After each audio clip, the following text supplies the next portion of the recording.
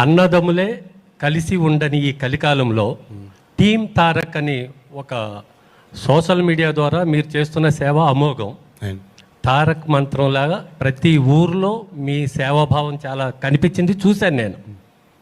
అలాంటి తెలుగు రాష్ట్రాల్లో ఉన్న మీ అభిమానులకు మీరు చేయబోయే నెక్స్ట్ స్టెప్ ఏంటి?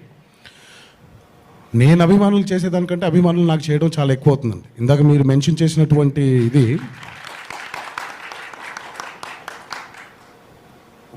నేను ఏ రోజు ఇలా చేస్తే మీరు బాగుంటుందని ఏ రోజు నేను అనలేదు, ఏ రోజు నేను అనుకోలేదు కూడా.